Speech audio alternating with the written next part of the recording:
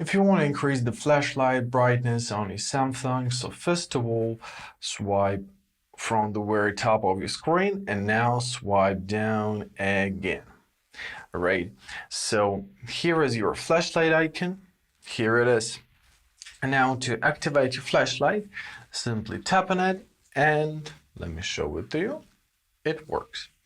All right, so if you want to change the level of brightness, simply hold it with your finger like for a second or something, right? And here you'll see the scale. So to make it dim, right, to make it less bright, simply move it to the left and it will be less bright. And if you want to make it as shiny as possible, move it to the right. And at the level 5, you'll even see the warning that camera light may cause low temperature burns when in prolonged contact with the skin. So avoid leaving flashlight turned on for extended time period.